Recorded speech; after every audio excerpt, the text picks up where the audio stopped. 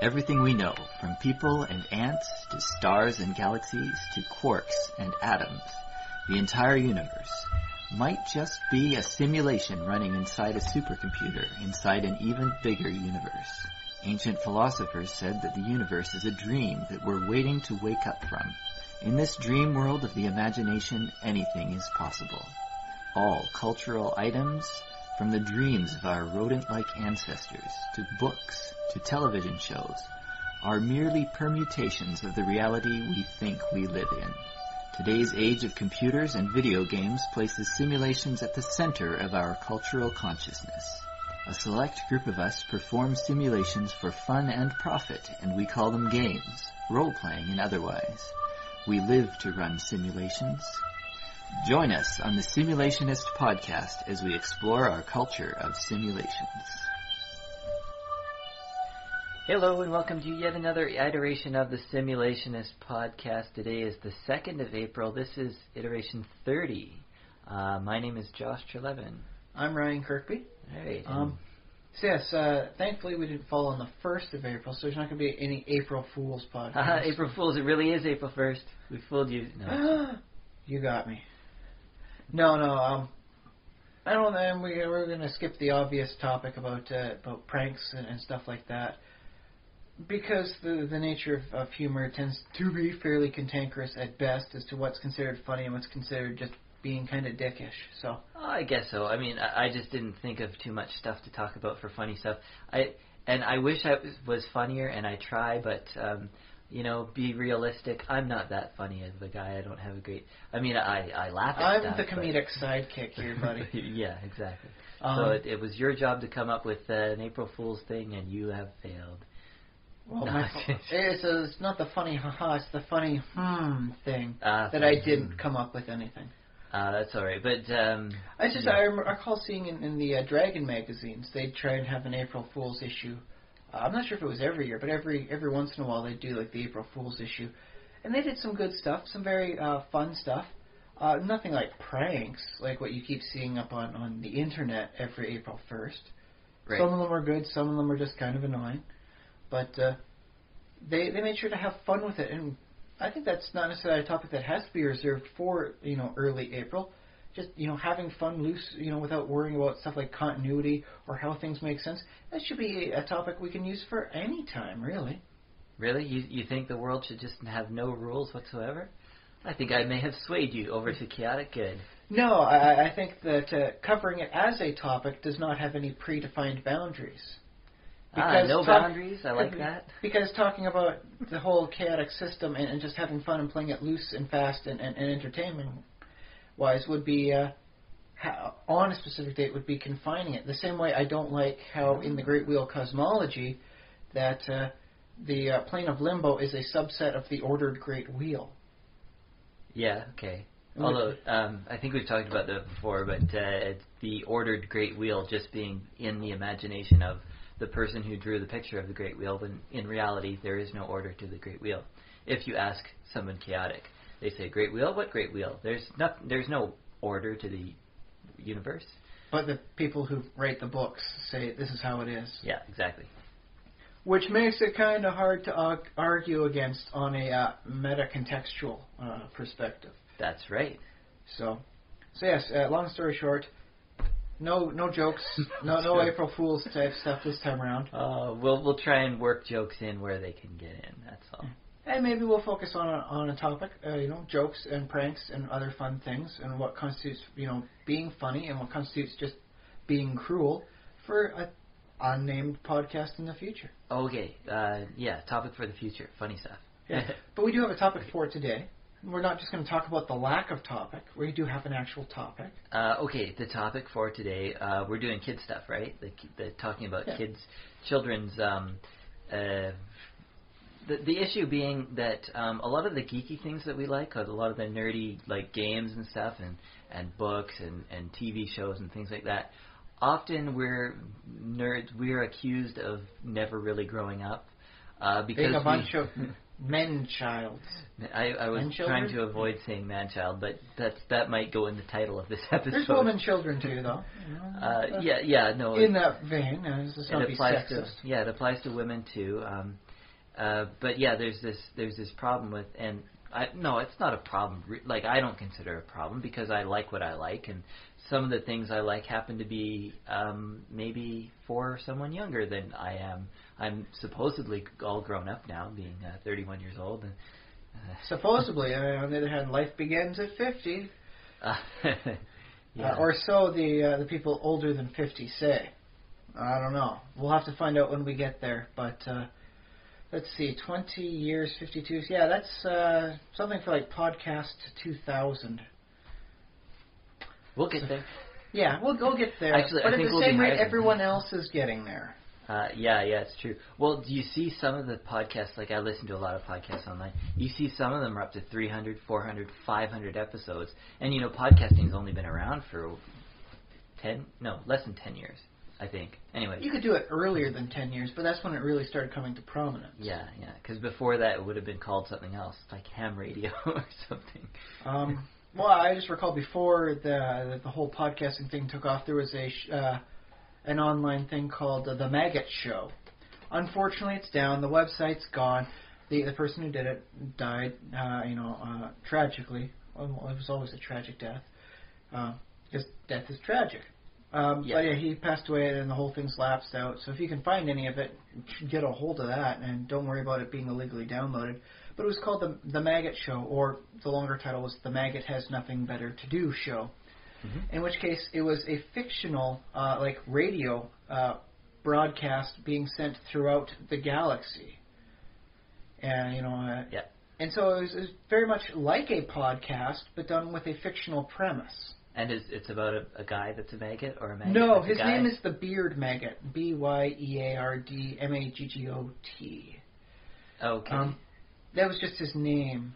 He's the ruler of a planet, but the planet is basically so well run and autonomously run that he really doesn't have a lot else to do aside from terrorize people and just generally put on, a show. Okay, and like he has people and tortures them on his show? To some degree. On the other hand, his co-host sometimes tortures him. I do recall an episode where he cast a spell, because it very much blended all things. It wasn't just space. There was magic. Yeah. There was other stuff in there. He cast Summon Massive Kidney Stone on his co-host, which caused him to have a massive kidney stone. Yeah. And so they put him under to remove the kidney stone, go for surgery. But while he was under, they actually replaced his genitalia with a cappuccino machine. Okay.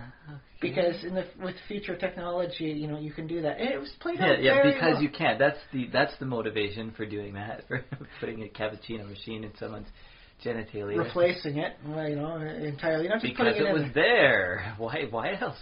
What else would I do? If I can, I should. Am I to understand you just made an entire episode out of talking about Frugal's junk, and they said it couldn't be done? That's what they said in the show. Pretty much a verbatim quote. It was a very good episode. The Maggot Show. Well, listeners, stop listening to this right now. You've got a new task. Go find the Maggot Show. Well, I'm going to go find the Maggot Show after this. It's one of the things you're going to have to wind up hunting for. That's what I meant. Keep listening. It's not something you can just, enter in quickly and find. Okay. Although I do believe he still has a PDF product called Star Thugs up on the RPG Now website, which is based in the same setting. So, if you want to read about it, very good thing. That's also a game. Go for that. Okay, yeah. I don't know who the money actually goes to these days, but I'm sure it goes to somebody worthy.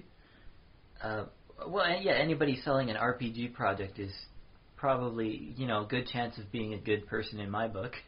Well, I just don't know who it goes to now that he's passed on. If it goes to somebody directly in the family, or if they keep it, or if it goes to a charity. I don't know exactly who gets the money off of buying it, but it is definitely worth the buy. I guess there were, back in the day, TSR was owned by some people who you might not want to give your money.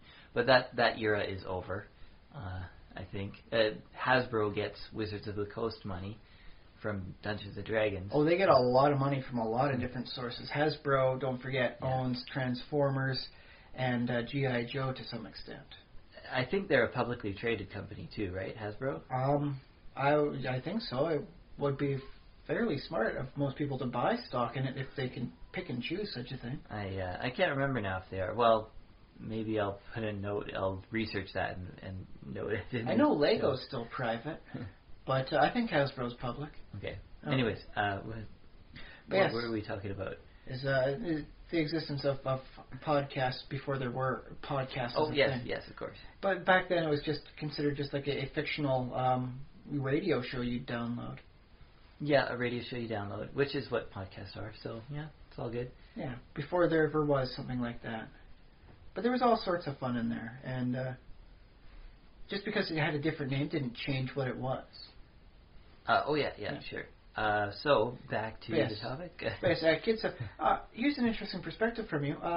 What if we remove this just from the games? Would you count kidification of things, like the juvenile style version of things? Like Halloween used to be a very scary holiday. You stay indoors, lest the ghosts come get you, and now it's a bunch of kids dressed up, as they get candy, while older kids, egg and toilet paper places.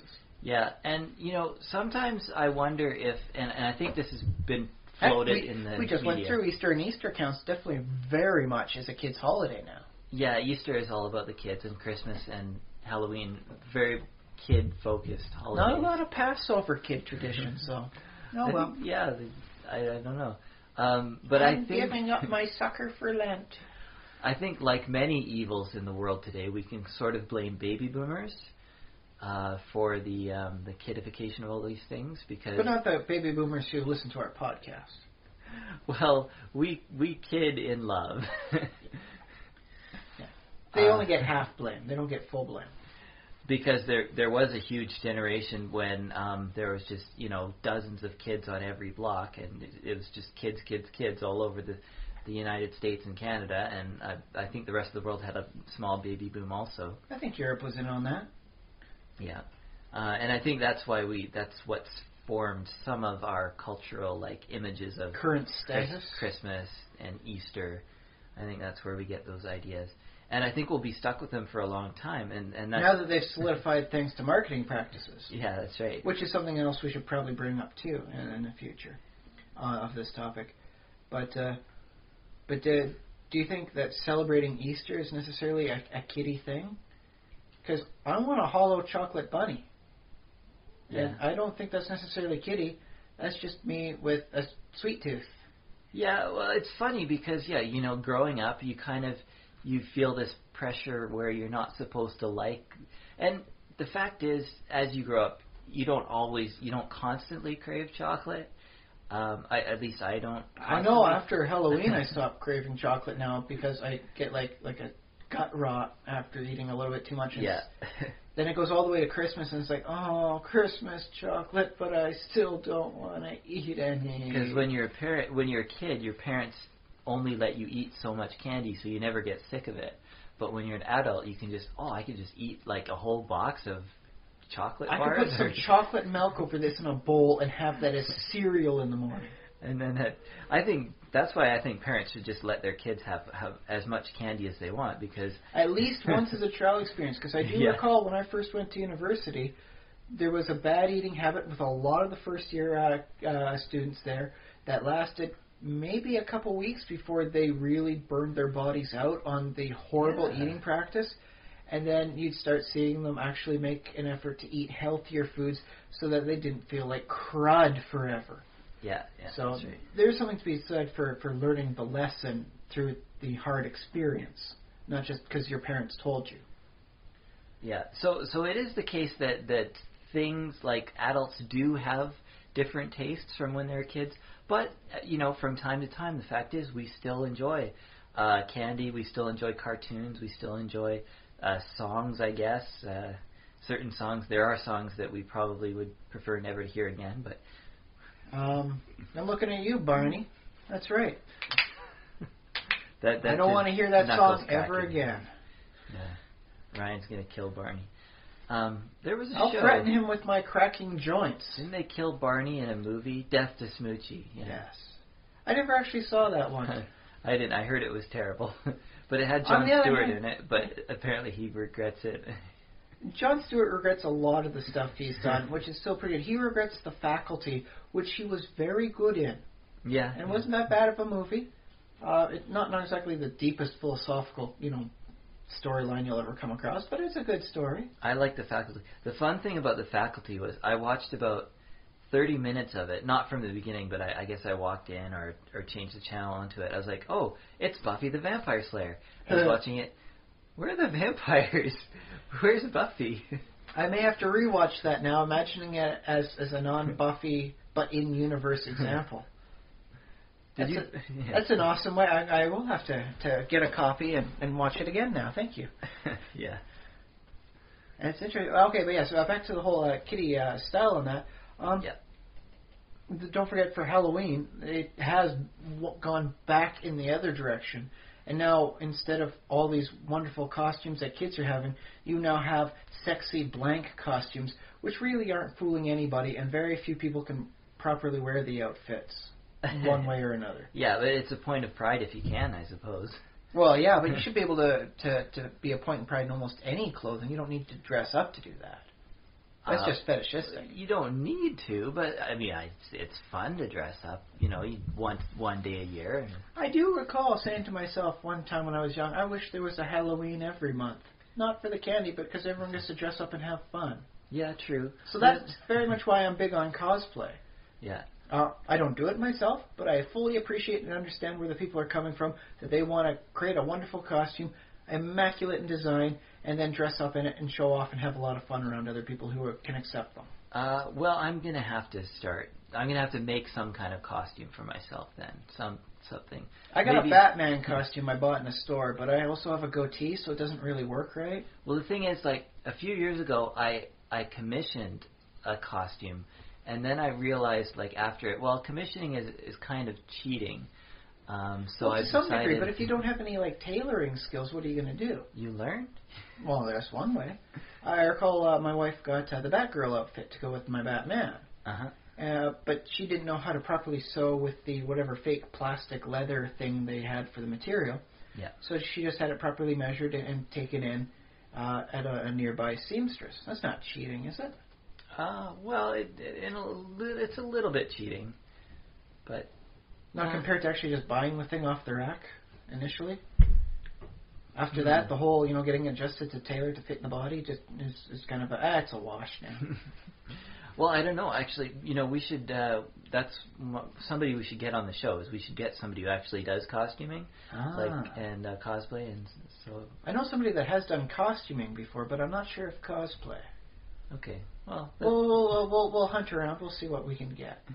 Yeah. I don't know if Victoria has a huge cosplay scene though. Oh, well, I saw a few costumes at GothiCon, but some very nice ones. I will say that. I'm sure there are people around here. There have to be, and we shall endeavor to meet them. At least within the next year. I mean, we'll just wait till next February and say, "Would you like to be on a podcast when we see them?" That seems like the simple, slightly lazy solution to it, but it'll happen. Yeah. Yeah. Okay. So costumes. Costumes. Because it has washed back. Because originally it was Halloween for adults. Then it's all kiddie, and now it's washing back towards the adults again, where it's like adult costumes. Yeah. Well, there's a holiday that I think they celebrate in Japan. It might be Christmas, but it's like the biggest night of getting drunk, like it's really associated with alcohol. Is that karaoke night? Because that's what I'm suddenly imagining in Japan. Is one night of the year everyone goes out for karaoke and gets smashed, and that sounds awesome. I think it might be Christmas in Japan. Not New Year's? No. Well, I don't. Maybe it might be New Year's, but New Year's here we get drunk. We like. Well, you might. I've been staying sober. I had that ice wine once, just one simple thing of it, and it just flattened me for the next 2 hours. Yeah. All I could do was stare at the ceiling and try and remain awake till midnight, so I could celebrate midnight. Let's go to bed. That ice one will knock you flat. That's a warning, and a promise. But yeah, I'm saying I take Japan for example because they have an aging population and not as many kids. And I think their holidays are a little bit more about being adult and things like drinking or dressing up in costumes and things like that. Okay. Well, mind you, some of their... That's just a theory. Yeah. We may have to get somebody who's spent time in Japan to help us verify with that. Yeah. So there we go. Now if we can find a cosplayer from Japan, we are set. But you don't see that same sort of thing going washing back, to the adult end for most of the other holidays. You don't see people dressed up as sexy Easter bunny. That's true. You don't. Okay. Sorry. If you're listening to us on the internet, don't search for that. There is solutions and there's answers. I'm sure somebody does, but yeah, I don't think they do specific. Well, no, it's not a does, heavily accepted thing. Not as much as Halloween. You're probably more likely to see a sexy bunny on Halloween than you are on Easter. Although I wouldn't mind a decent Easter party where everyone just gets together, has like a, I don't know, like what was the proper beast to eat for Easter? You're not actually supposed to eat rabbit. I think you eat ham on Easter. Ham on Easter? Okay. Or turkey, whichever one you actually feel like going for, whichever is easier to cook for you. Yeah, well, no. Because I'd make rabbit. Nice good rabbit stew on Easter. Yeah, rabbit. Oh, yeah. Rabbit and chicken. But you eat chicken all the time, so I guess that's not that special. Well, if you make it yourself, it makes it special. It's not just, I picked it up at the store. But I think the point of a turkey is that a turkey is a very big animal, so it feeds a lot of people. That's why I was thinking it'd be good for a party. Yeah, so turkey. And a ham can be fairly large, too. Yeah. Or you could just add a lot of side stuff to it, make it sandwiches. Ham sandwiches? Yeah. Ham sandwiches for your Easter party. Well, that's fine with me, but... You just cut them in the quarter sort of style, where it's like those little sandwiches you have at those fancy bruncheons, where they're all like, they're full of cucumbers and sauces. But, people get dressed up for St. Patrick's Day, St. Jean-Baptiste Day, and St. Patrick's... No, I said St. Patrick's Day. Well, they get and Canada Day. Well, St. Patrick's Day, not only do they get dressed up for it, but they also tend to get fairly dressed down and drunk for it by the end. Yeah. It is that's Alcohol a good drinking Appreciation holiday. Day. It's funny how some holidays have more drinking than others, and some are more for kids than others. That might be because of stereotypes with the Irish, though. Yeah, I guess so, yeah. It's slowly become acceptable to celebrate that, despite the fact it's kind of stereotypical. Yeah, but it's funny because, like, everybody gets in on it. Like, on St. Patrick's Day, it's like everybody gets to be Irish and drink. Yeah, I think it would probably be best just to leave it there. Hey, I'm at least 1/64th Irish, so I'm allowed. I have no clue what percentage Irish I am. I do know that there's somewhere in there. It doesn't necessarily mean it's that intrinsically part of their culture. I think it's just one of the things that people wind up being able to sell. Well, yeah, no, it's just a stereotype, and yeah, it's also used for marketing purposes, as with all the other holidays. Yeah. Because what other holiday can the beer companies really wrap themselves around? Well, there's Oktoberfest. That's not one day though, is it? No. It's kind of a few days, and I really wish they would promote it more. Because honestly, forget the beer. I could dig an Oompa band and sausages more often in my life. Well, there's the Ukrainian Cultural Festival, which is in Victoria. They have a pretty good one once a year. We have the Opa Fest too, and that's always nice. Yeah. But it's not the same as St. Patrick's Day, because it's not like, oh hey, we get the day off, let's all party. We don't get St. Patrick's Day off. Really? Oh, weird. Oh, that's right. No, sorry. Everybody just keeps booking the day off so that they can go out, get drunk, and have fun. What they should do is book the day after St. Patrick's Day off. And that's why we have New Year's Day as the stat holiday, not New Year's Eve. Yeah, that's true. But, if you want to get a good professional St. Patty's Day going, you got to get, apparently, your drink on early in the day. It's not to start at 5 p.m. once you get off work sort of thing. So anyways... from what I've observed in public, that seems to be the sort of thing you started up early. So back to kids stuff. Yes. I often wonder, like, what it is about a piece of culture that makes it for kids. Like, is it the simplicity? Is it the fact that it has a lesson? Is it the fact that there's less violence in it? Well, checkers is simple. I mean, you move the pieces, diagonally, and you jump over. and you keep on going until one person wins. Yeah, and you can only go in the one direction unless you get to the end, in which case you get another piece on top and you've been kinged, and then you can go back and forth as you so desire. Yeah, and I don't necessarily consider checkers a kid's game per se. Or again, if we want to go back to Japan, there is the game of Go. And there's Go, yeah. A more complex game than I've been able to learn just by reading about it. Yeah, it's probably one of the games you need a little physical practice at to actually see it being played out. Do you know how to play backgammon? Used to and semi-remember still. Okay, I think backgammon is a similar level of complexity. I learned that when I was a kid. I just forgot it over the years as I didn't play. You can learn these games as kids, that's for sure, and kids play them. I know. Go is a huge thing in Japan as far as games go, and they have kids leagues for it, and they've got like clubs for it, and it's a nice thing, like a good thing on your of how well you play Go within this tournament league area can actually help or hurt you on your credentials to getting into post-secondary education. Yeah, for sure. He's only adequate, but look at this. He's the best Go player in his league, and this is a tough league. So, he's got to be, smart and unconventional manners. We'll take him in and see what we can do to help him out with the test scores part. Yeah, so we know that it definitely works with kids, but, I mean, maybe it's a dumb question to ask, are these, can you define these games as kids' games, or are they games that kids can play? I guess they're... Well, I think maybe the difference between the two is the fact that, really, for the games we've just described as things kids can learn but aren't kids' games, is because they're so old, they're so historical. They're not something that was developed within the last 5 years. Yeah, or 20 years. The other one I wanted to mention was Pokemon.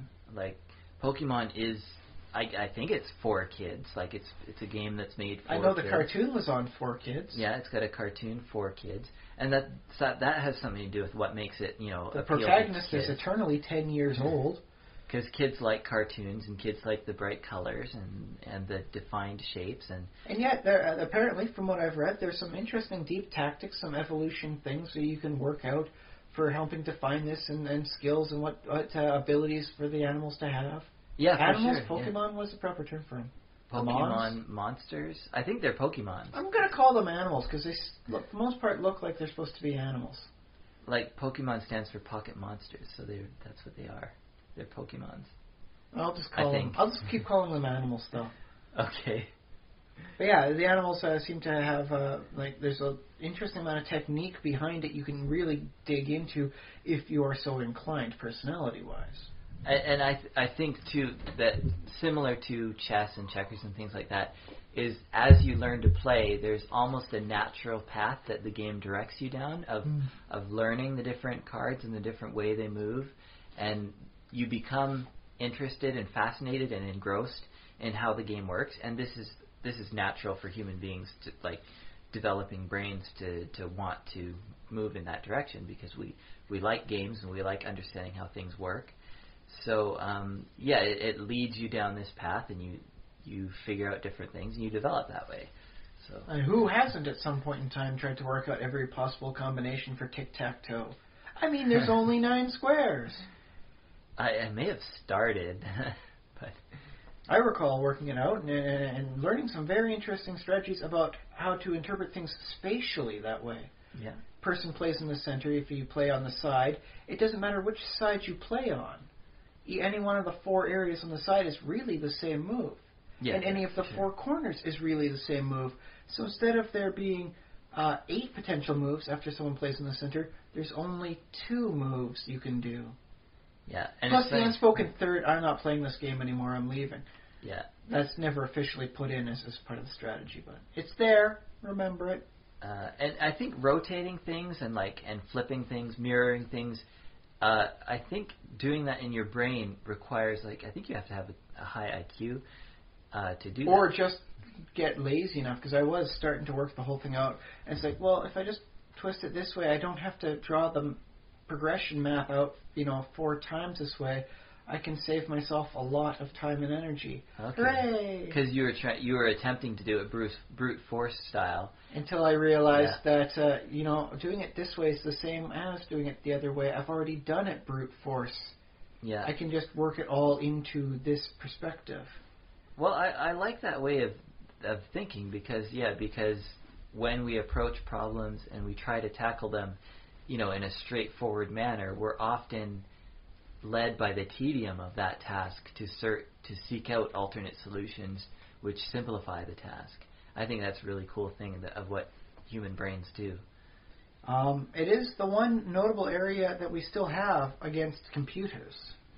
Like, the computer could have worked out all the possible combinations a lot quicker than I could have, but it would not have thought to have decided to become lazy and say, same thing.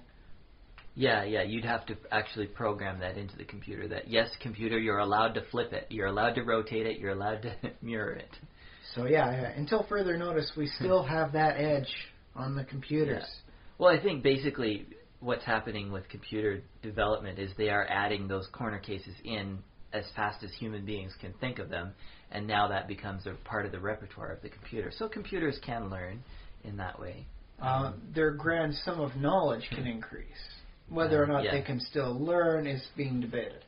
Okay, well, maybe they're not quite at that point yet. So I think it's not far off. I think that at least that much of that aspect of computing.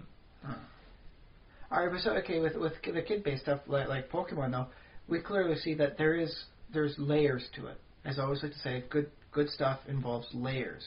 Mm-hmm. So could it just be that if Pokemon didn't involve a specific set level of technology, like a Game Boy or whatever it is you're playing it on, that if that component of it was removed, and then all you do is add time to it, like 100 years, it could be seen in the same perspective as checkers, Go, and other old games that kids play, but isn't necessarily just for kids. That would be well. I want to be around in 200 years and see what Pokemon looks like, because looking Keep in back, mind though that they instead of keeping it traditional style, every couple of years they bring out more Pokemon in a new setting thing, and that's how they work about it. Yeah, that could be it. Looking back, I don't know when the board game craze started, but I'm thinking it was in the 30s, was it? I think it started up Monopoly. in the 30s, and then it got really big again after World War II ended, and everyone came home. And then there was the baby boom. Yeah. And the kids all playing their Monopolies. Of course, mind you, then you got into the whole special stuff, where it's like Hungry Hungry Hippos. Kind of like a board game, not really. Ants in the Pants is not a board game, and yet they're always seen in the same area of the stores. So there's that division between a gimmick-based game and board game. Yeah. Even though board games can have a gimmick of their own. Although there's Operation, which is pretty cool and unique, among games, and it requires that very. It would not have been made these days. People would have said, "Oh, it's so insensitive to the people that actually have to go through surgery, and you're oversimplifying it." Well, I don't know. I'd like to think that maybe in an indie market somewhere, somebody could create a game of Operation that was especially gory and graphic, and it would be enjoyable. I mean, because I watch a lot of Grey's Anatomy, the TV show. They do have some computer games though, where they it's effectively surgery, and I remember seeing one thing where the way to show that you're done is to make a star. And the joke on that was that once you're done, you invoke a pentagram on the patient and you're done. Yeah. So clearly there is something to be said about the surgery game, just with the technology requiring a stylus. Now, should we talk about, since we brought up the idea of sensitivity and how much, when is it going too far with violence and stuff? Because we talked about Grimm's fairy tales. Before we started the podcast. Yeah, earlier on.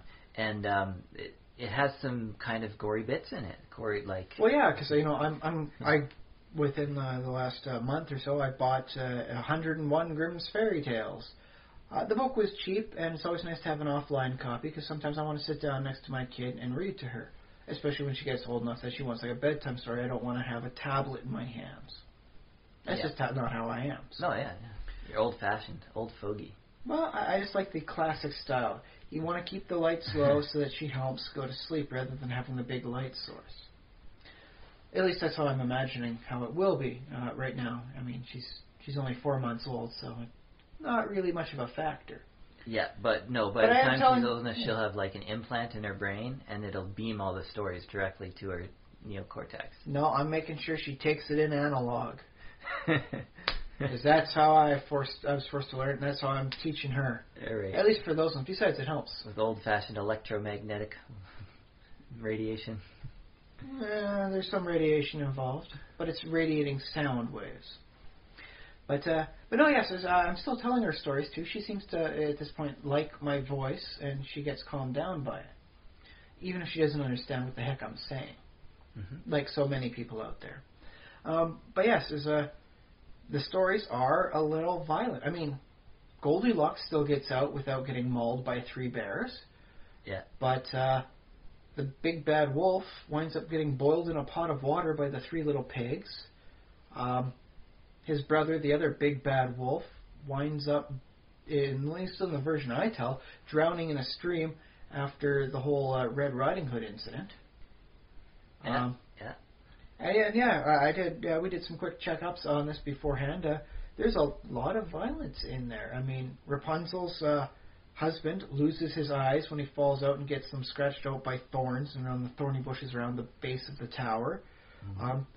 Cinderella's stepsisters chop their feet off, which, by the way, is a wonderful moral about the cost of beauty.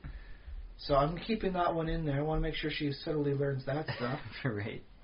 But they also get their eyes pecked out by the birds that Cinderella, is friends with, and so on and so forth. There's a lot of violence in the traditional fairy tales. Yeah.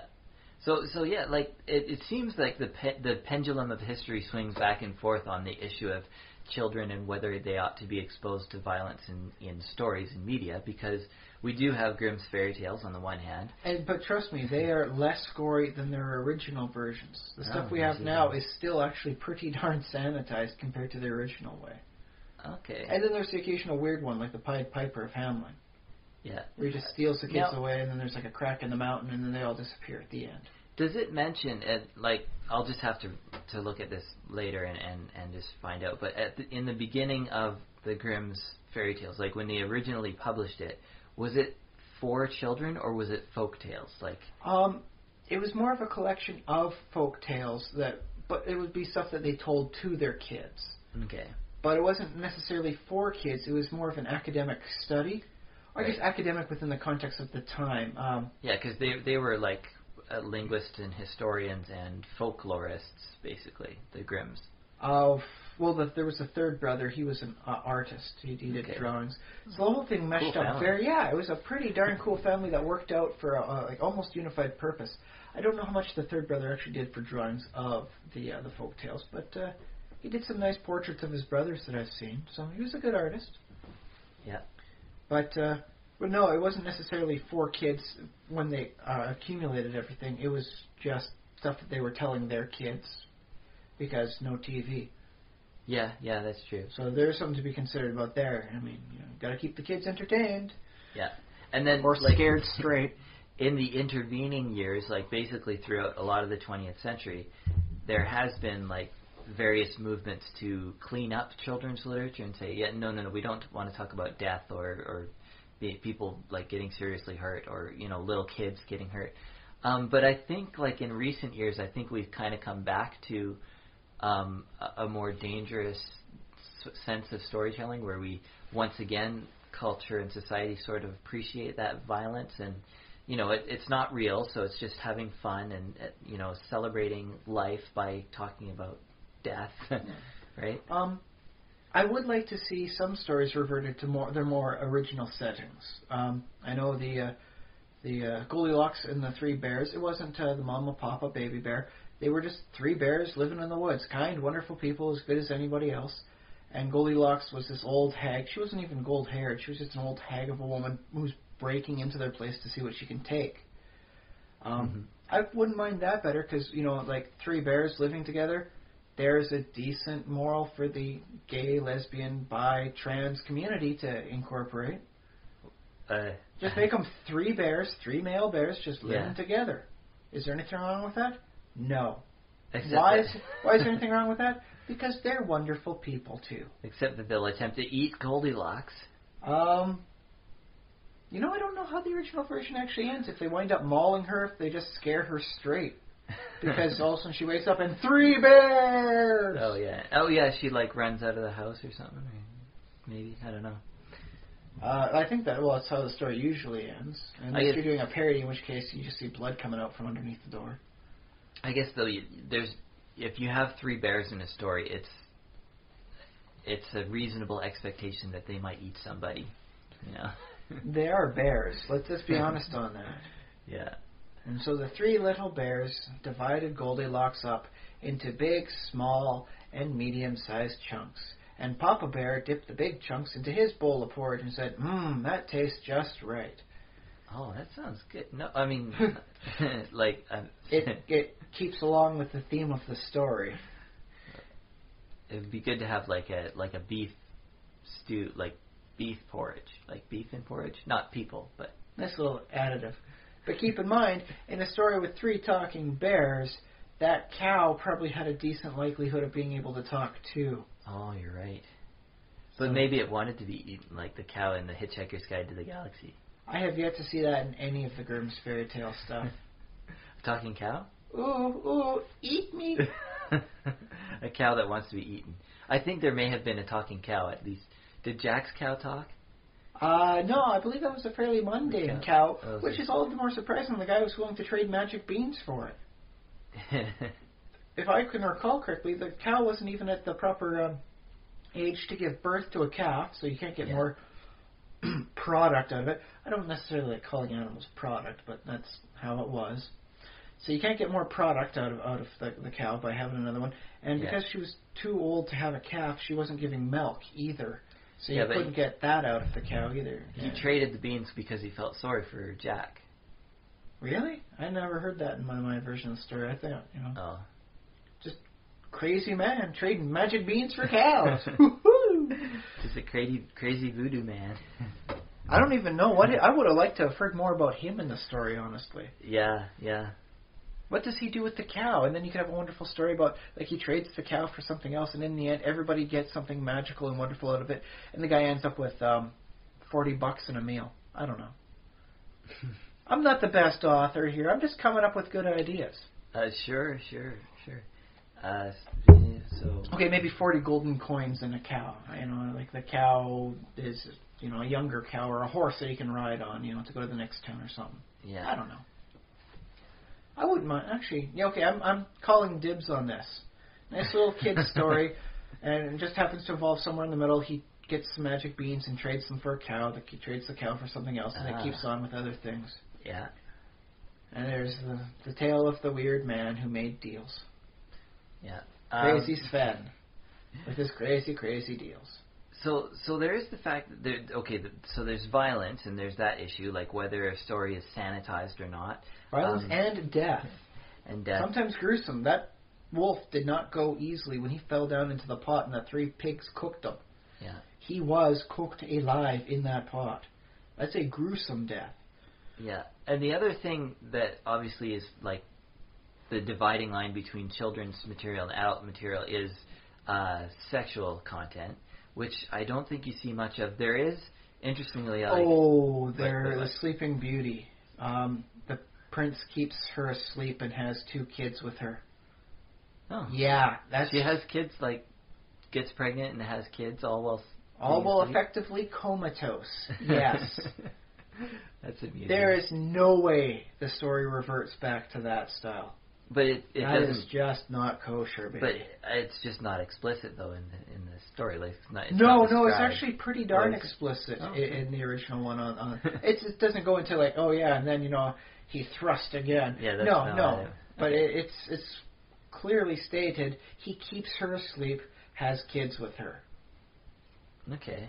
And then I don't know how explicit you can really get with one of the partners being comatose. Yeah. Well, I remember Bluebeard. And then he cried for 40 minutes afterwards. Does that count? It's just weird that happen. That. There's the story of Bluebeard who keeps. I don't know if he killed. I can't remember now if he killed a bunch of earlier wives, and he locked them all in some room in the house, and then the latest wife, he's like, you're not allowed to go in that room, and then she goes in. And I've never heard that story. that's Bluebeard. Is it? It's not Grimm's? I'm not I sure. I don't know. It's a pretty odd story, I must say. It sounds a little bit like Surviving the Hunt, but that was a movie with Gary Busey and Ice-T? Well, Bluebeard is one of those ones that's sort of known. I think the reason that they never did a Disney version was because it's a little bit sick. Oh, I don't know, man. Some of the older Disney stuff, like when you really go back there, had some darker tones to it. They're bad people. We're bad people. Yeah, yeah. But, no, I've never... Would there be another name it might be under? Because, I mean, a lot of these do go by different names. Yeah, well, I'll just have to look it up on Wikipedia later on. And yeah, you'll have to show me that one. I'm going to see whether or not I want to start telling that to my kid or completely avoid it. I don't. It's not explicit. It's just that he's implied that he's basically murdered like all of his previous wives. It's not a great story either. Would that be anything like Peter Pumpkin Eater? Had the wife and couldn't keep her, so he put her in a pumpkin shell, and there he kept her very well. You don't put a person in a pumpkin shell whole. Most of the time, they would only fit if you put them in piece by piece. Right. Well, this is a very large pumpkin. Well, yeah, that's how most people portray it, but that's never explicitly stated, like Humpty Dumpty being an egg. Nowhere in there is it actually stated he's an egg. Oh. They just started drawing him like that, and everyone decided, okay, I guess that makes sense to the weird little story. Yeah. He's not just a fat guy, Humpty Dumpty. Well, he shouldn't be a fat guy, because he like breaks easy. I'd see him more as like a skin and bones kind of guy, like an old frail man. Yeah. Because then he falls off and he's shattered. That's how bad it was. It just doesn't seem, well, it's an odd one any which way you tell Humpty Dumpty. Yeah, if he's like... Why were the king's horses even helping him out? Why are the king's horses? Especially if he's an egg. You never see a horse treat an eggshell very well. Well, I always thought that, it's the king's horses, but wasn't that like how they used to refer to army like units? Like, so it'd be like horsemen. The horsemen, yeah. Horses was short for horsemen. All the king's mounted infantry and all the king's foot soldiers could not put Humpty together again. Yeah, because they didn't have any medics. Well, that was before that was a big thing. Most of the time it was like hospitalers and all that. Before the era of Florence Nightingale. Yes. But I was going to say, there's, like, I went ahead and I bought The 1001 Nights, The 1001 Nights. And, like, there's actually 2 volumes. And well, there's 1001 stories. There should be. Yeah. Well, most people only buy the first volume because it's got the sanitized stories and the, Aladdin and his magic lamp and the Alibaba and the 40 Thieves and a bunch of other cool stories. Oh, wait, do you have the one with Aladdin where he actually has the magic ring as well? I don't remember. The full proper story? Yeah, I think that always bugs me. One's in there, yeah. It always bugs me that no one ever remembers that he had 2 genies, one of which came from a ring. Oh, yeah. Yeah, that's cool. But the second volume is like erotic stories, and so it's. Well, weren't those supposed to be what Scheherazade was telling to the person to keep her from, consummating on the wedding night, sort of thing? Yeah, I'm not sure if they have I'm not, because the idea was that he, like this prince guy, he would take a new bride every day, and I guess because he was that big of a deal, he could like there was that many people in his kingdom. So he would take a new bride every day. That many pushovers in his kingdom. Yeah. And then he would, like, slay her at the end of or in the morning, like before the sun rose or something like that. That seems excessively wasteful, even by the standards of most royalty. Yeah, I mean... That's like Elizabeth Bathory level, creepy and excessive waste.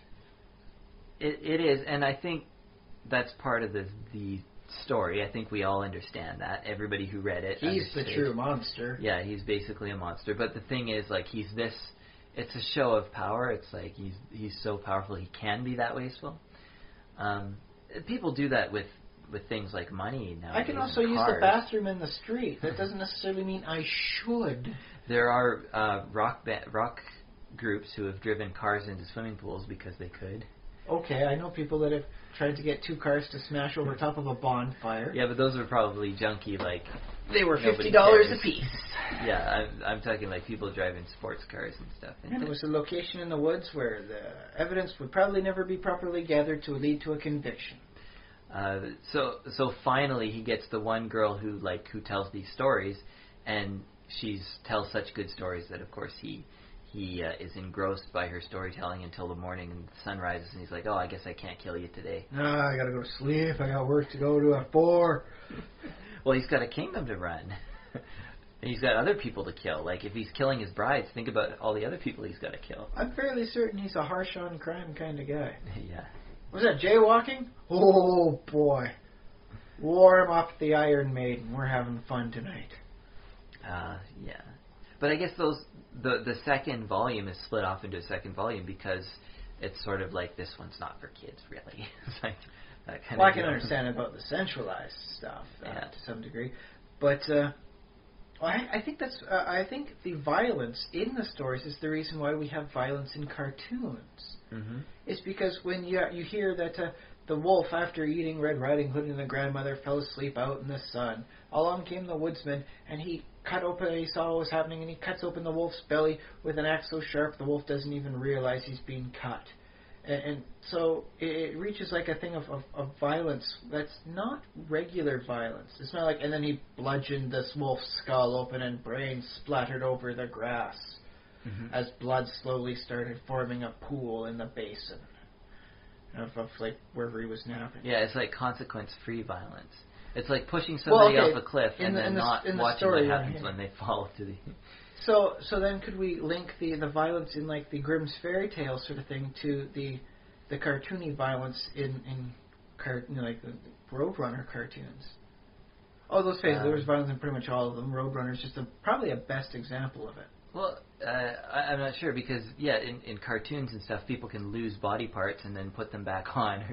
Or, they can get burned to a crisp. Don't forget, though, in The Wizard of Oz, there was the man Nicky Chops. Yeah. Who, though, was cursed by the witch. Every time he chopped it on a tree, he'd lose a body part. And he replaced it with a bit of tin. Until he lost everything, and that's how he became the Tin Man. Well, it's funny because at the beginning of that story, like, it's believable for a wood chopper, or a woodsman, a guy... the Tin Woodsman. Tin Woodsman. He can... Although, was he really a man afterwards? Was he really a man? Yeah, that's the perennial question of the story raises. That would have to depend on whether or not he replaced that part. Oh, yeah. No, if he... Don't Google that either, folks. He replaced every part. So, it's believable to imagine, a guy cuts off a finger, you can get a replacement prosthetic finger. You chop off your hand. But you're poor, man. You're like just a woodsman, You're living out in the woods. So instead of having like a wonderful like mahogany one where it's carved and articulated, you just get like a piece of tin replacing it, in a finger shape. Yeah.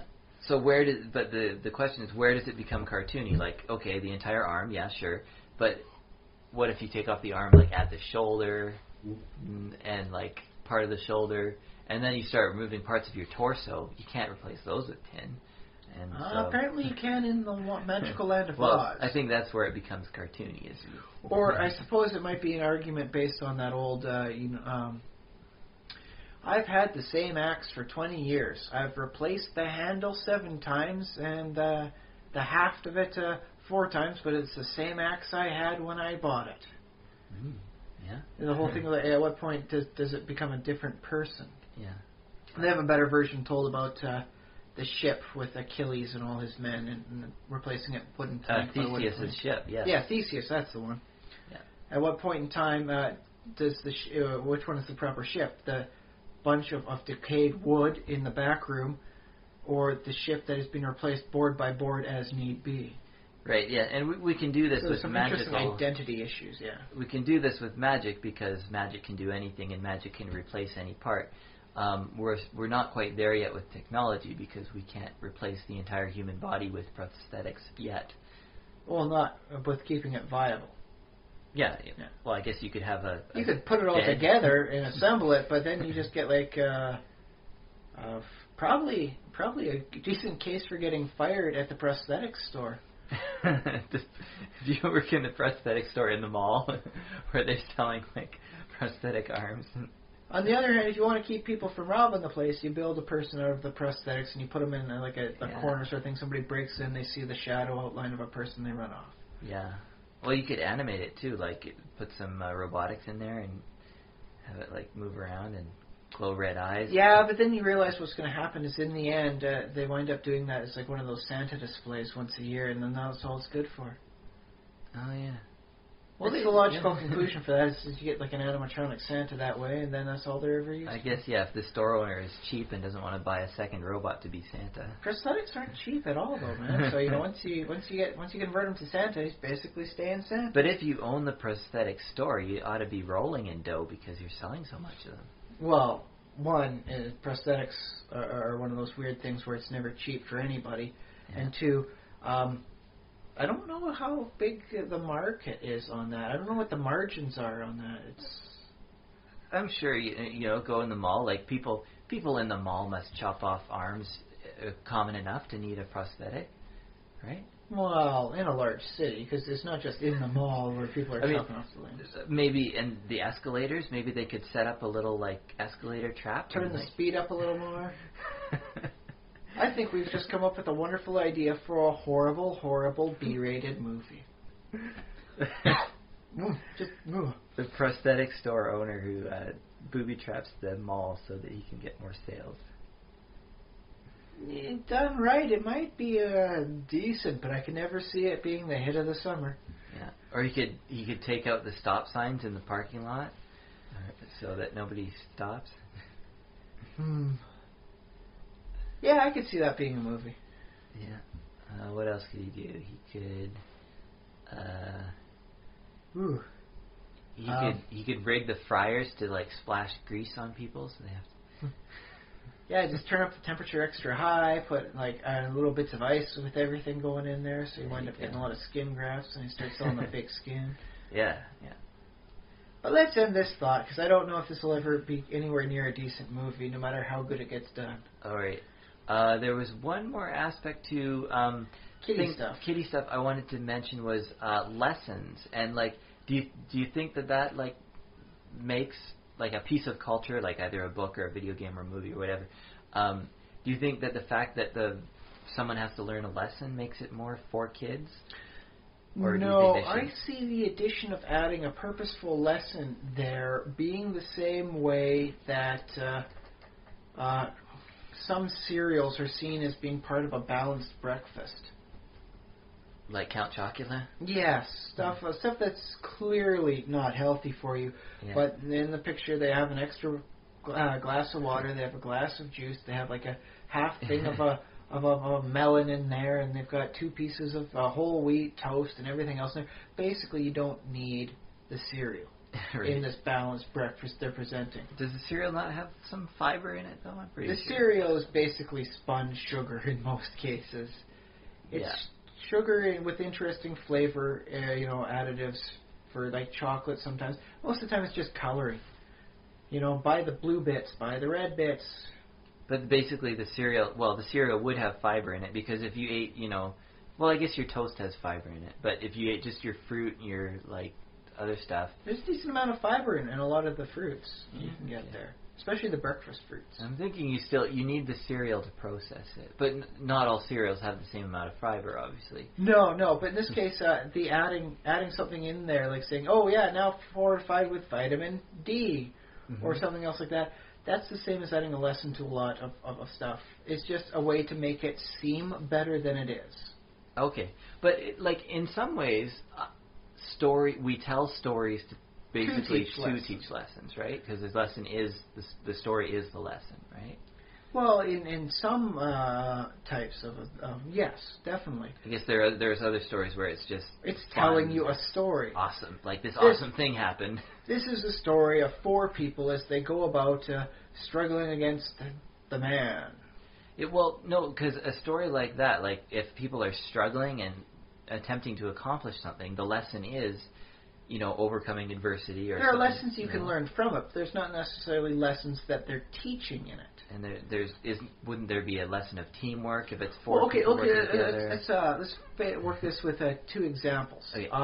Okay, here's a good one for kids, but has a decent adult base, is the current generation of the My Little Ponies. Ah, My Little Pony. I thought we'd get here eventually.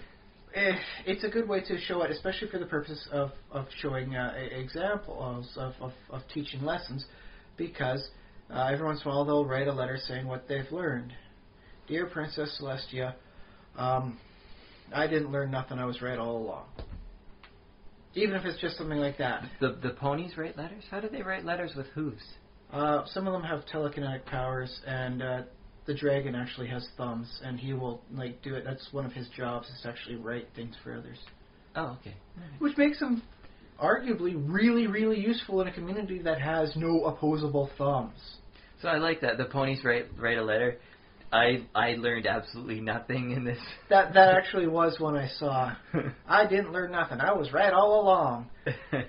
It was about making sure to put actual quality in your product. Well, I find that funny. It was pretty darn humorous. I laughed. I didn't know too much about it, but I laughed. But yes, they give examples and they tell explicitly what the lesson is.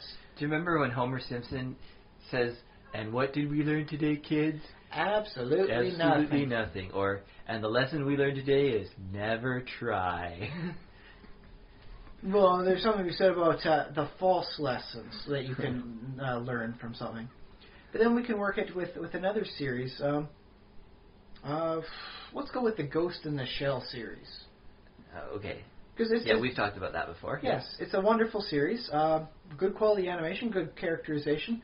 They don't learn a lesson necessarily at the end of it. There are things they learn as the arc progresses for the storyline, and there are lessons you can derive from it, but it's not explicitly stated.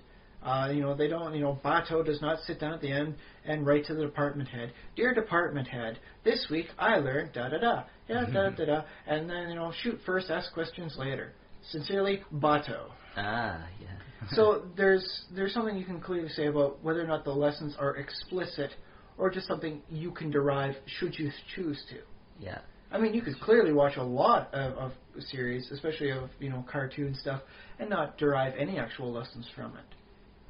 Yeah, I suppose so. And this is what I also wanted to talk about, adults going consuming culture for children, and that you're a parent now, so you're looking at it in a slightly different way. I don't have any kids. I'm looking at it from all perspectives as I try and figure out what is the stuff I will currently allow for my daughter when the time comes for her to be able to sit down and watch a half-hour episode of something. Yeah, exactly. But the fact is, adults consume My Little Pony and things like that, and Darkwing Duck and cartoons and games that are supposedly for kids. And adults... Well, I recall one my brother Adam really liked. He showed it to me. It was called... oh, darn, what was it called? It was basically a kids' school with hall monitors as the role of police officers in a pseudo style of Kojak and other detective, cop stories. Okay. The name skips my mind right now, but it was clearly designed not just for kids. The whole thing takes place in a school. Mm-hmm. The principal is the equivalent of the mayor. That's breathing down your neck. How come this isn't being solved? Is it cartoons? It was cartoon. Very interestingly done from what I saw. But it was definitely not just for kids.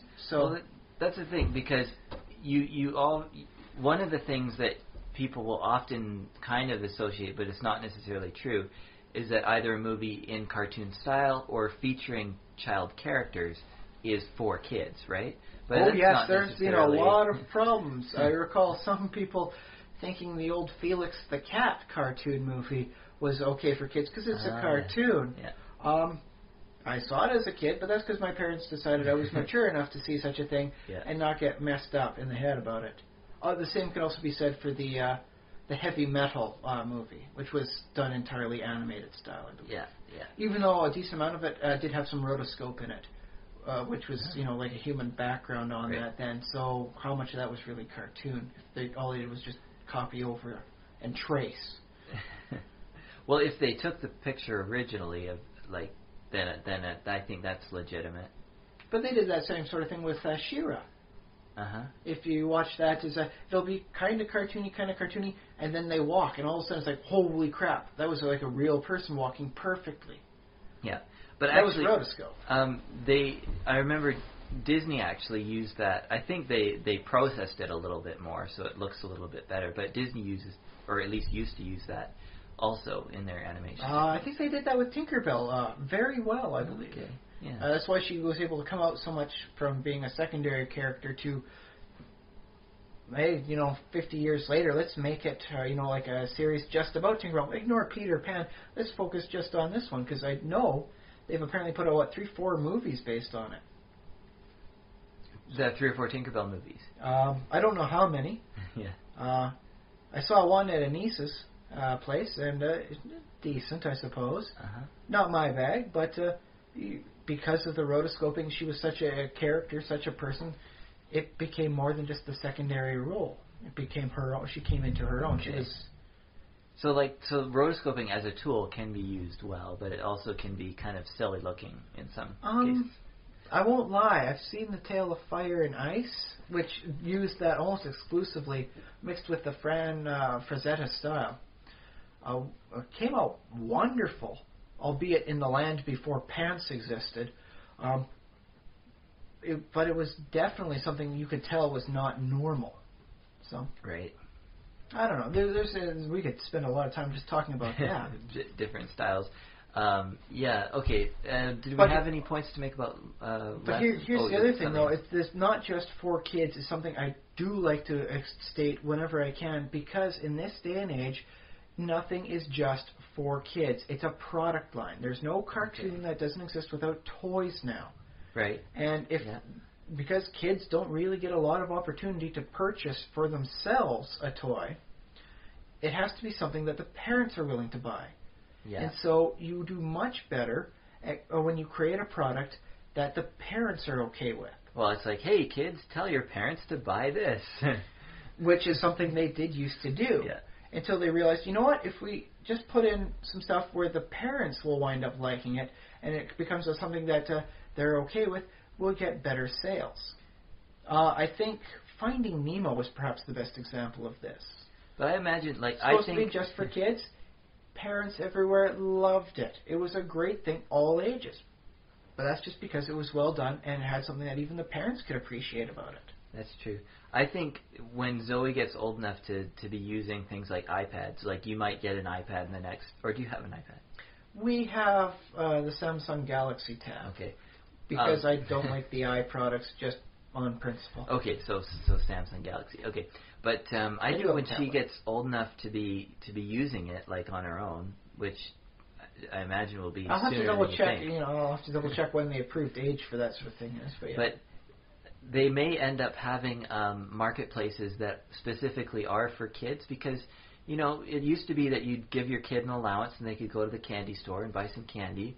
Well, maybe in the future you give your kid a digital allowance and they can buy a little toy or game on the computer. Bonus material, downloadable content. Yeah. Woo.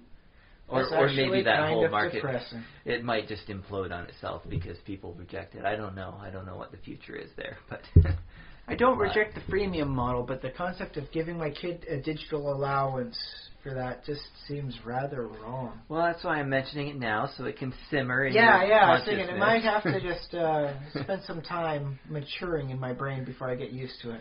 Yeah. But it's definitely an interesting thing to think about, is that just for the kids is something that's becoming increasingly rare. Mm-hmm. It has to be something that the parents are okay with, or at least approve of. Yeah, definitely. Well, and I like that because we make we build our society around families, although families can be many different shapes and forms and sizes, right? But we do build our society around that sort of dynamic of having the adults. The neo-nuclear family. Adults and children in the same space. Multi-generations, yeah. Yeah, exactly. So it's good if, marketers kind of look at that and say, well, there's going to be adults making decisions for children, so... This product will be in the home at some point if we tailor it to this group. But if we tailor it to this group with a bonus at this group, we have an opportunity for it being in there even more. Yeah. It's a little insidious, but Honestly, I take it as meeting halfway. They really want to sell you a product, and if you're okay with it, there's nothing wrong with that. Yeah, and well, the thing is, like, you think back to all the toys that you had. I don't know if you collected action figures or something, or things like that. Battle Beasts and He-Man come to mind immediately. There you go.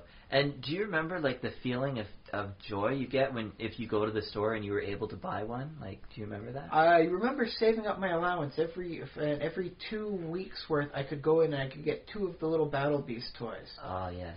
And I'd go down to the store in between and I'd check out which ones they had and see which ones looked the coolest. Like, you know what? This one's got a bat, but this one here's got a squid. Yeah. And oh, this one's got cool looking weapons. And but if I get 2 of these guys here, it'd be like 2 snakes, and it'd be like awesome. And it'd be like a group of snakes together. Ooh. Oh, and you would make decisions based on like a package might have extra like each package, 2 people in a package. Each the easy pack. They had them in bigger sizes, but I wanted to get them as soon as possible, so I'd always buy them in a 2-pack. But it'd be 2 of the creatures. It didn't show you which. They had little symbols on them for Battle Beasts. You heat activate it, and it was awesome. Yeah, it was. Except they'd wind up, like eventually they'd wear out. They'd wear out. Well, they'd slip off. Is what would really happen. But it was. Do you use water to heat them up? No, it was just your thumb. You just put your thumb over it. But the glue. Hot Wheels that changed color with the. Yeah, I think they may have had that for a later season thing. One of the other lines for it. But it was kind of a rock, paper, scissors, but it was wood floats on water, water puts out fire, fire burns wood. Oh, yeah, okay. And so 3 factions? And how's this going? I really never understood what it was supposed to be. You could align them up by the faction, figure it out, or you could just, put them into groups, and then when they fight, you put them on there. It's like, okay, fire beats wood, so my fire beast beats your wood beast. Haha. Oh, can we talk about categorization? Because we mentioned Pokemon briefly, and like they got 15 different types of Pokemon types and subtypes, and woo. The thing that seems to be so fascinating for kids and for grown-up nerds like me is the just enjoyment you get of putting things into categories. And I don't think I'm like strange for that. I think that's pretty normal for. Or maybe it's only that nerdy types do that sort of thing. I'm looking at my D&D books right now, and they're all categorized by type and in a specific ordered fashion I think is logical. And then it's funny because you create something totally fictional and like out of the ether. Like when they first made Pokemon, they didn't have any sort of categories or anything like that. And then they made the monsters and they said, okay, now we'll make them categorized in different types. I do know there's a categorization that isn't in the game, but people associate with. Like, these are the natural animal types. Like, okay, this is based off of a rat. And then you have, this is based off of, like an object. Like, this one looks like an ice cream cone. So it goes in the object category. And so they have, like, an unofficial categorization for the types of Pokemon that they even utilize to examine how their trends are going across the different styles of Pokemon games. Oh, yeah, that's cool. So they use that on an organizational level as well as it being a tool for the players to play more types of games. Because, obviously, when you have a thing like Pokemon, you don't just play the Pokemon game. You do all the things. You collect, you sort, you organize, you look at, you trade. That's actually a thing. You can't You can't catch them all if you don't trade with at least one friend. Trade with your friends. You might draw your own Pokemons. You might invent your own Pokemons. I invented things that qualify as Pokemon decade before they came out. I have them in a little box somewhere. Yeah. So Pokemon definitely helped solidify that as a thing. But there were people doing it beforehand, and I should know. I was one. Yeah, well, I bring up Pokemon just as one example because I think it happens a lot in toys, and I think it's a thing that, kids really latch onto and enjoy because they want to get that next one, And I thought of this because you were talking about your figures, and, going to the store and picking out which ones look the coolest. Is basically choosing my Pokemon before there was a Pokemon to choose. Yes. Which beast shall I battle with? Yeah. Oh, dude, you just blew my mind. Okay. Well, that was pretty good stuff. But are you going somewhere before that I interrupted? Maybe, but as we go on our tangents. But it wasn't just for kids for that too, because apparently there was a decent adult market in Japan for Battle Beasts. Oh yeah, okay. So whether or not that was intentional, I don't know. I have a hard time reading Japanese with the fact that I don't know it. You know, I have a question that's kind of, you probably don't know, but I might. I won't know until you ask the question. A big part of our nerd culture in North America is kind of Japan focused. Is like, you know. There's a nice perspective on it. Yeah. Yeah. We have a big appreciation, I guess, for Japan, and a lot of nerds are also Japanophiles or whatever. I think there's another word for them, but Japanophile, I believe, is a good technical term. It works. It beats some of the older terms being used for that, which are considerably more derogatory. Okay, but what I'm wondering though is since we have such a focus, and it seems to be mainly the nerds in. And I'm sorry if I'm using nerds in a flippant way, but I guess this is just how we talk now. But the North American nerds are really into Japan. Other people in North America think Japan is kind of like they make electronics and cool stuff like that, but like if they're not people really that are on nerdy, the internet know what Japan really focuses on creating, and that's weirdness. Well, yeah, it's weirdness. But is it the fact that the Japanese culture, like, is just everyone in Japan a nerd? Or, I wonder. I think it's that they've taken a more nuanced approach to stuff, especially like cartoons. Mm-hmm. They don't see it as being intrinsically a kid-based thing. Okay, yeah. They see it as being a medium with which they could tell a story. And so it's like, well, now I don't have to hire a half dozen, people to act this stuff out, have the backdrops, and say, I can just animate the whole darn thing, tell the wonderful story. Well, and so that way they come up with movies. I mean, there are some very good movies out that they've made that could have worked very decently as a live-action movie, but are wonderful pieces of cinema classique as cartoons. What's the name of the guy? Miyazaki? Yeah. Yes. His Spirited Away, and he's done all sorts of things that are just absolutely wonderful stories. The fact that they're, animated is simply incidental to Japan. It's like, that's the medium he works with.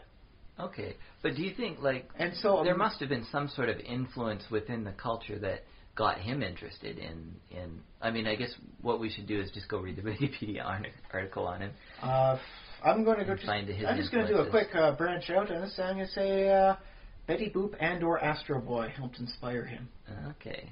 So Betty Boop being American Betty Boop cartoons. is the reason the standard anime style is huge eyes.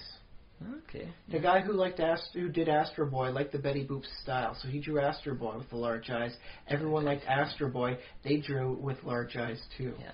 And so that's why the standard anime design has incredibly freaky huge eyes. It actually ties all the way back to Betty Boop.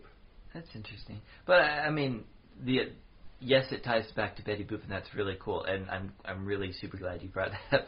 But it's also who, by the way, was not a kid's character. Max Fleischer fully intended that to be something adults could enjoy. Not, in a lewd fashion or anything, but something the adults could watch, and that's why Betty Boop had that, the curves here and there. She wasn't the same thing as like Mickey and Minnie and all those other ones designed more for kids. She had a female body with Betty Boop. Yeah, that's true. So I guess cartoons have never been exclusively cartoons in North America were kind of niched themselves into a kid market. Yeah.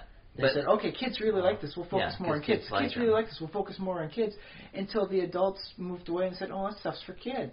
Because that's where they were focusing it on. Whereas in Japan, they were saying, it's a wonderful media we can use to tell all sorts of stories. And it never decided being just a kid-based thing. And that's why you have wonderful stories coming from Japan that the nerd people in North America were able to appreciate.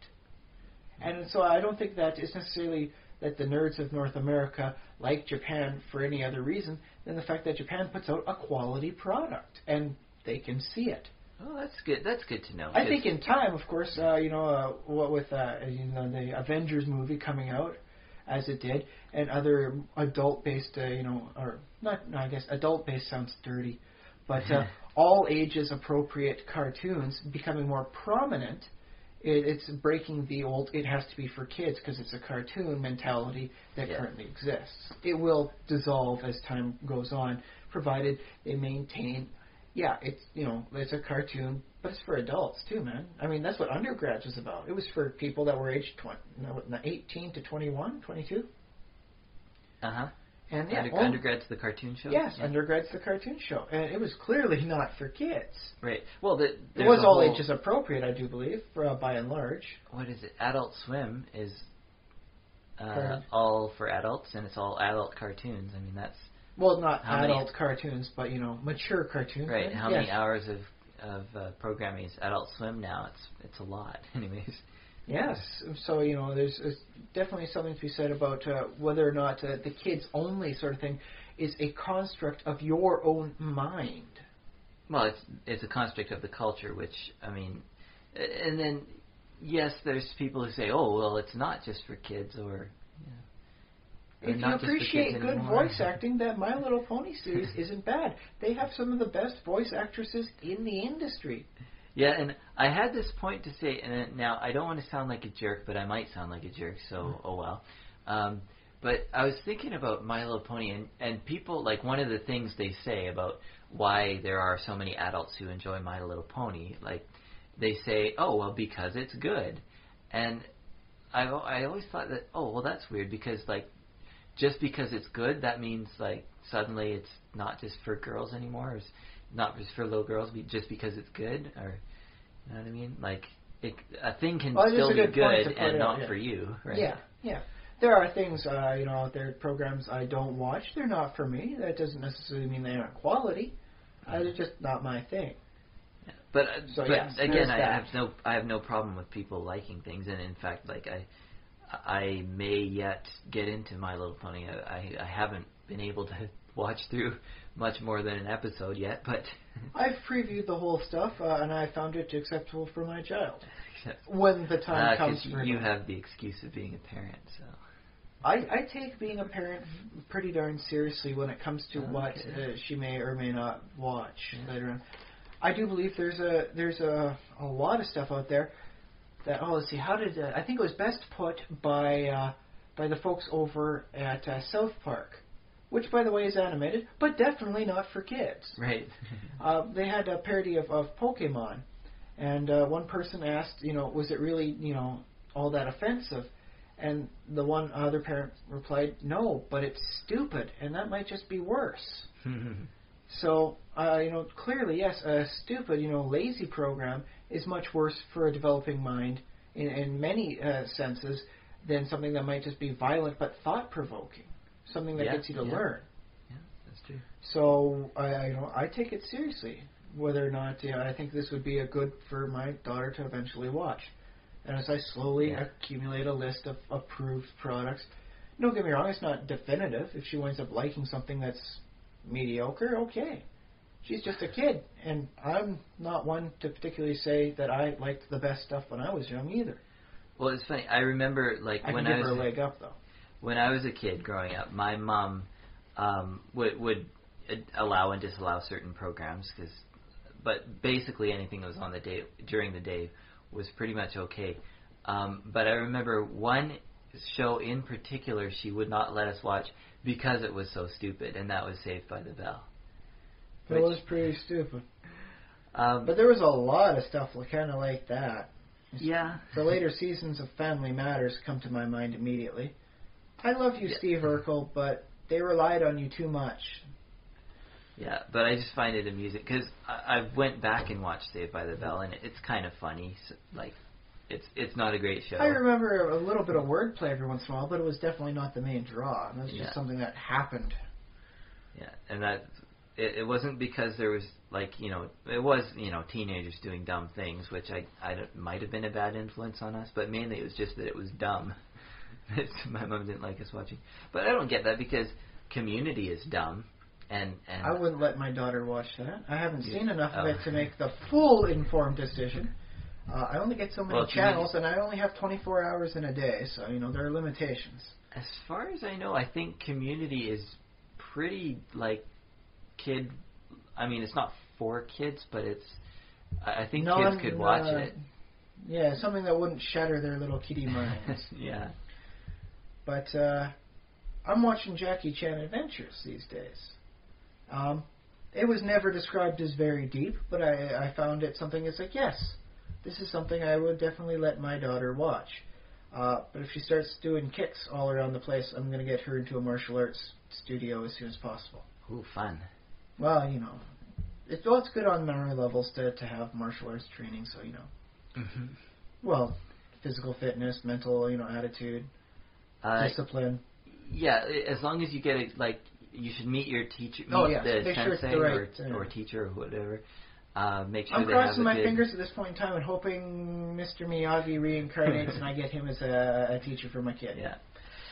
And the other thing to mention about martial arts is it is fun and it keeps you fit and it's a nice thing for discipline. As far as keeping you safe, it's hit or miss. I mean, there are basic things you like. So long as the sensei starts off by teaching, as saying, I'm going to teach you how to fight fair. In the real world, the people you fight won't fight fair, so try not to get into any fights. Yeah, exactly. That sort of thing. Yeah, that's what I'm thinking. It doesn't. But yeah, there's another thing. Lessons for stuff like martial arts start as early as 5 years old, so it's definitely something that kids can do. Is it a kiddie thing? Yeah, well, martial arts isn't something for kids. It's something for everybody. For everybody. So it may just be that in the end that the concept of for kids is more of a construct in our minds than actually exists. Yeah. And we have a couple minutes too, but I also I imagine these child prodigies and stuff, and I wonder if we're going to get more kids because the internet is available to everybody. You get people like script kiddies, and then you get child hackers and child geniuses. Yes, one of the people that brought down one of the largest security firms in America that had connections to the U.S. government, one of them was actually a 15-year-old girl. Oh, yeah. So kudos to you on your skill and kudos ability. On your skill. But yeah.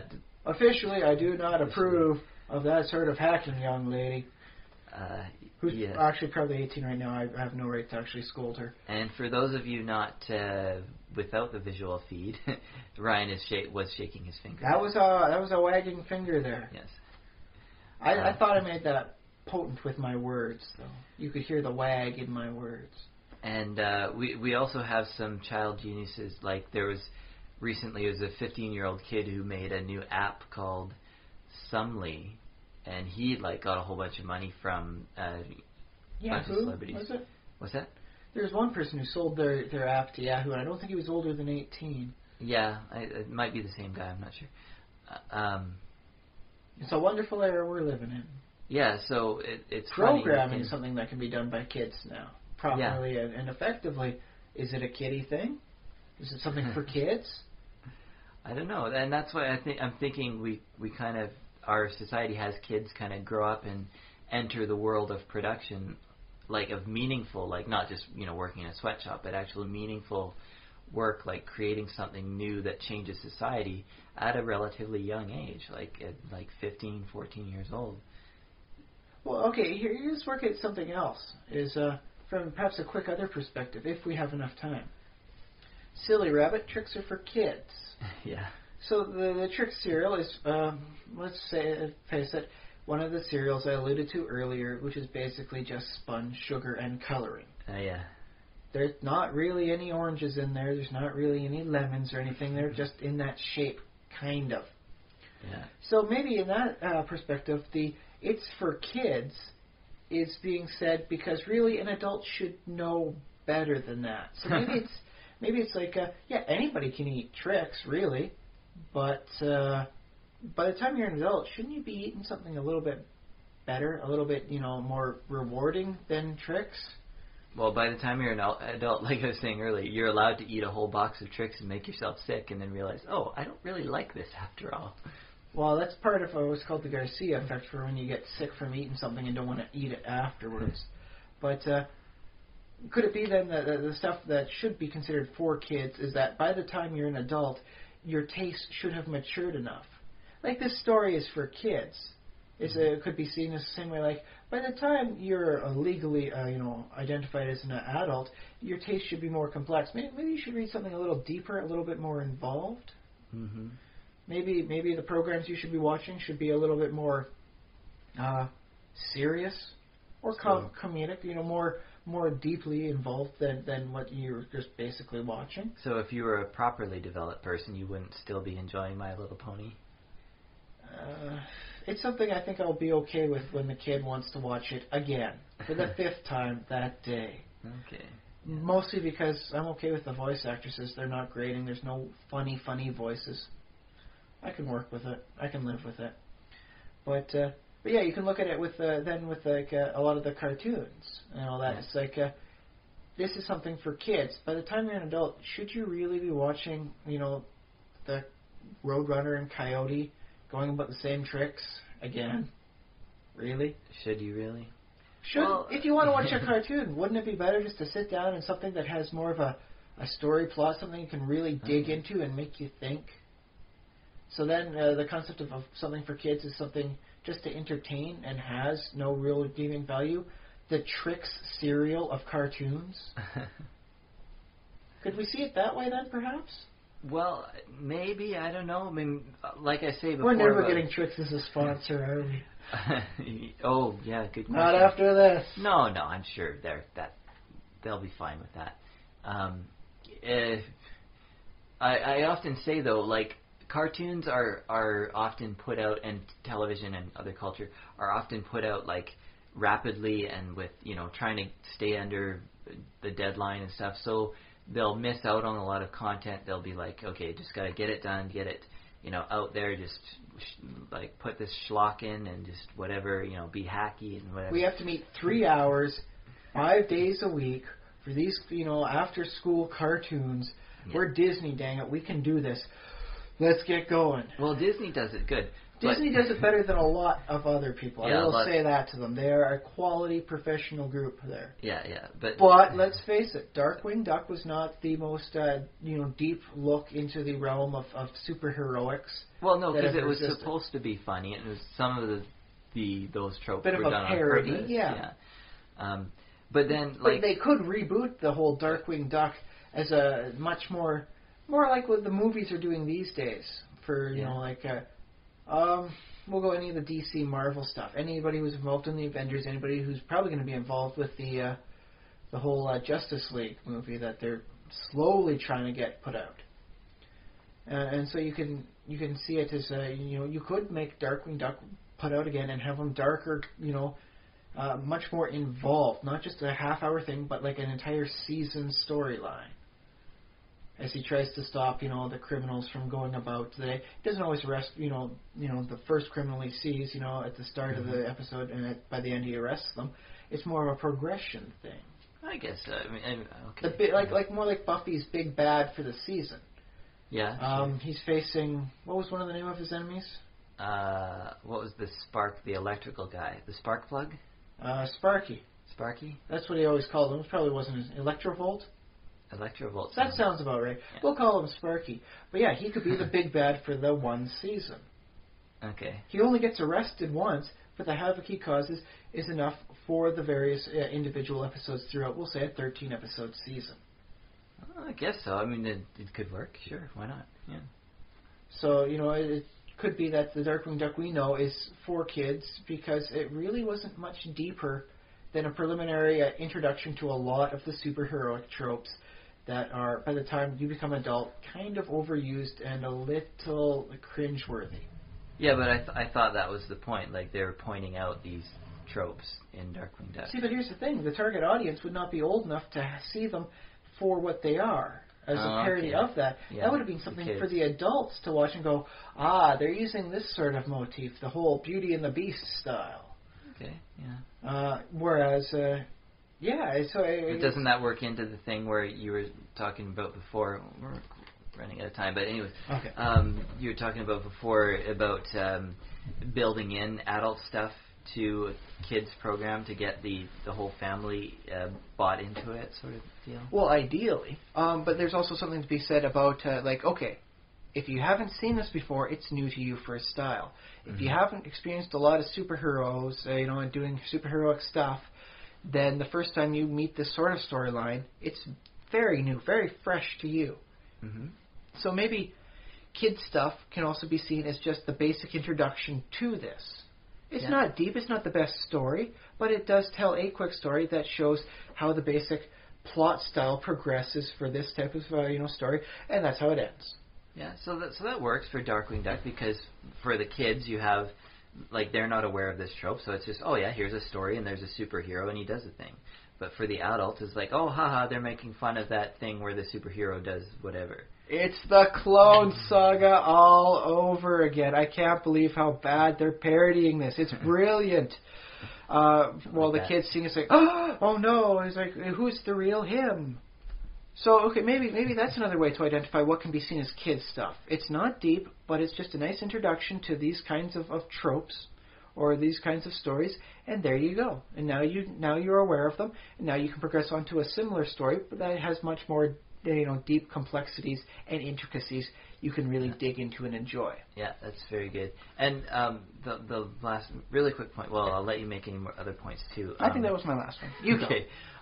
Is that despite the fact that a program can be rushed and things like that, there are still creative people working on it, and I think Freakazoid's a good example of that.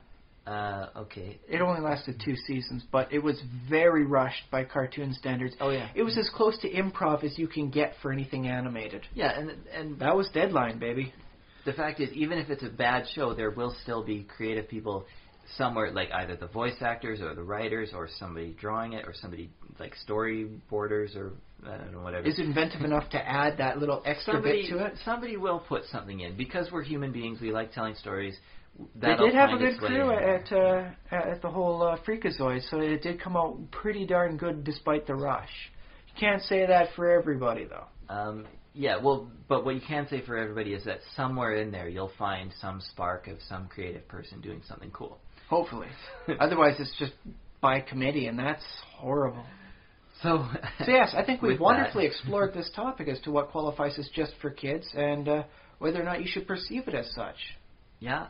Send us emails, thesimulationist@gmail.com. If we've missed anything. Visit us on Facebook, Facebook.com/thesimulationist. Or just, search for it in the search bar. Yeah, we're also on YouTube, we're on Stitcher, we're on RPGpodcasts.com.